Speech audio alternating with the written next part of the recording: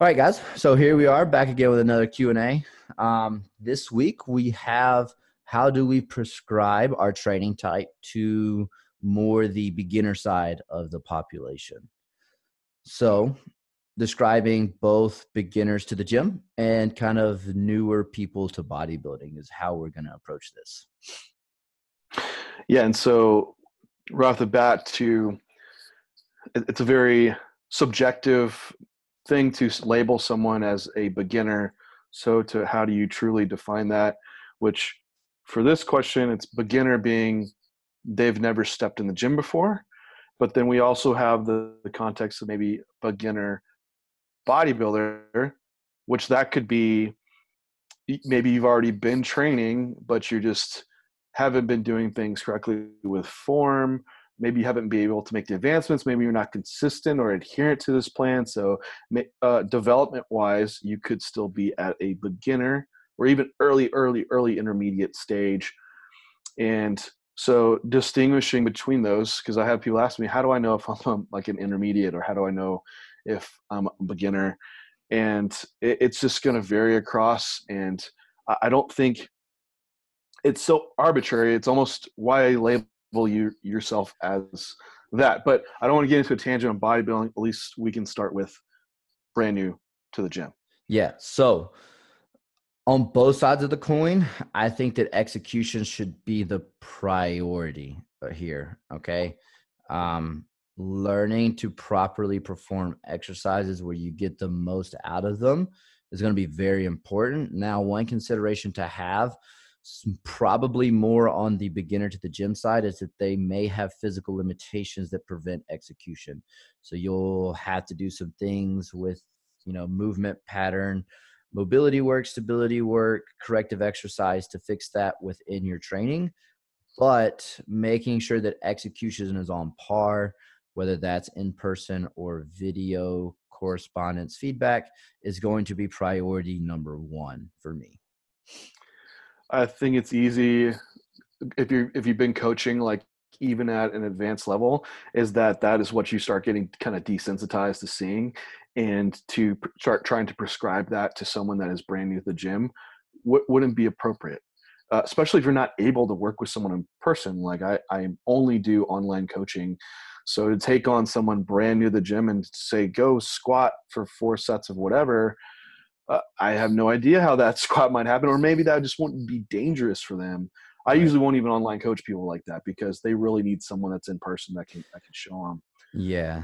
And as someone who still does a lot of in-person training, I will be honest, there's probably 75% of my clientele in person and people that I wouldn't feel comfortable doing online training with either, because it is so far gone from ability to do movement patterns that if I'm not there, I probably wouldn't feel comfortable writing the same plan or program for them. So you have like a general functional assessment that you do with your Yeah. brand new to the client, yeah, right? Yeah. So first thing is going to be overhead squat assessment. Then I'm probably going to put them on one leg, step up variation. Um, some sort of standing overhead press for shoulder stability, mobility. And then either, depending on the individual, probably a glute bridge to test to see if lower back pain is an issue. And that last one changes depending on the individual. So it's kind of off the cuff there, but the first three are every time.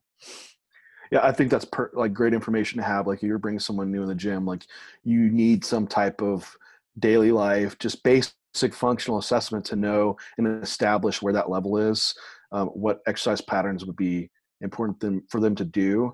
And I'm sure that's like, even before even getting there, is like another assessment just of what are your past injuries, or where do you have pain in certain areas, to maybe have some guidance into that functional assessment as well. Right. So that overhead squat a lot of times turns into a box squat because of an injury profile. So Okay. there is variations within that basic template depending on the injury profile preceding the assessment. But again, like as a basic average individual, that's the movement profile I'm probably doing. And so the other side of this would be getting into a beginner bodybuilder, Yes, which is right? So probably where we spend more of our time rather than the other side of the coin. so we've moved past this where you need this general assessment. Not necessarily, but for the most part, they're not brand new to the gym. Potentially, they've had some experience in it. It might be having to correct improper lifting issues, and so I think that's the main driver here is form, right off the bat. Whether you're brand new to the gym or brand new in a bodybuilding, is nailing form off the bat. That execution will allow you to place stress in the intended muscles where you want to grow. If you're doing that improperly, you might not be growing where you want to grow, or you could just be setting yourself in for injury, which would be setting you back further down the road. Um, so I think those are probably the main distinctions. And Yeah, and I think one distinction that I see a lot of times is depending on where these people learn to train. A lot of times their movement patterns predispose them to try to be more efficient from A to B rather than the goal being hypertrophy. So that takes a little bit longer to fix. But again, we're still coming back to execution, form, and how we're doing things. One consideration within this, however, is the volume levels at which these people are going to be training at. Typically, starter bodybuilders are a little on the weaker side, so their per set fatigue ratio is lower than someone like, me, John, someone stronger. So they could probably get away with training with a little higher volumes. Now, as their form and execution improves, their per set fatigue will increase because they're getting a higher quality set. So that volume level may have to start to trend downwards to a point when they are sufficient at training. do you have a general like volume number that you kind of aim for, like set, like programming wise, set wise, how you would For just, beginner bodybuilders, I'm yeah. honest, not really. It's a lot of it's going to be depending on what they're currently doing. I'm pretty evenly across the board because, in my opinion, you haven't earned the right to specialize yet. So you're pretty evenly distributed across the board for everything. So commonly, that's going to be either upper, depending on how beginner, upper, lower, or I'll even do push pull legs sometimes. Um, More the focus being making sure I distribute volume evenly across all body parts. Because the problem probably is they just need more size overall rather than they need a specific body part. Yeah, I like the upper lower split for beginner to intermediate level. I think that allows, because your intra-session volume won't be as high, and you should be able to recover pretty quick and and train the muscle again. Once you get more advanced, you need more volume within a session to produce that stimulus. Also, like you said, your quality of volume significantly increases too, and so you might need to spread out those days to to like a push pull legs or Yeah. something like that. Um, but I think the upper lower split for a while can be very very effective for individuals. I would just urge you, like, start on the lower end of like a volume and see where you are at from there, progressing in your strength and how your what your recovery ability is. You can always add more in, but once you've gone to the point of adding a lot in, it could hell, you could have one workout and get injured. It happens. So I'd Yeah. say start on the lower end, um, and then build up from there. Right? And I would agree. And I would probably say 90 to 95% of my beginner bodybuilders are upper lower. I just had one or two cases that they're kind of closer to that intermediate stage that I tried push pull legs first. But I guess the last consideration would be how you distribute that through the week, as far as what movements you're choosing. So bang for buck exercises. You don't have a lot of volume that you're playing with because of the upper lower.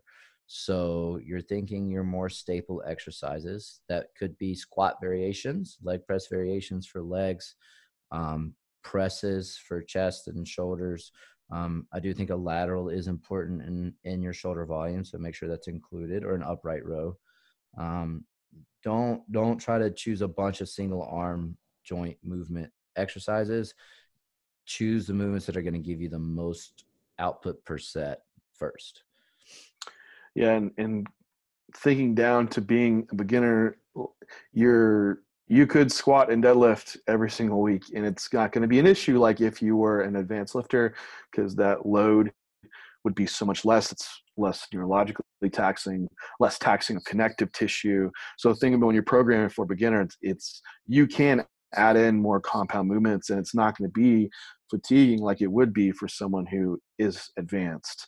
So like you're saying, bang for the buck exercises. You have someone that needs a lot of overall growth and doesn't have has a tighter volume window to work within. So pick exercises where you can get a lot out of them.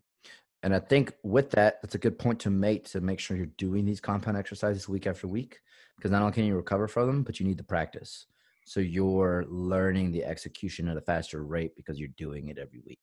So we can't forget the execution is still the priority here. So if you're being able to do it every week, you're going to learn how to do it properly a lot faster.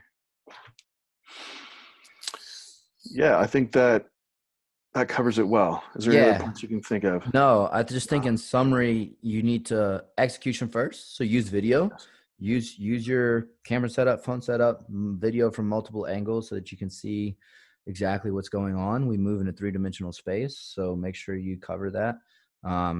Start low on your volume, work your way up to see where your recovery limits are, and focus on progressing within that setup, and you will add muscle tissue.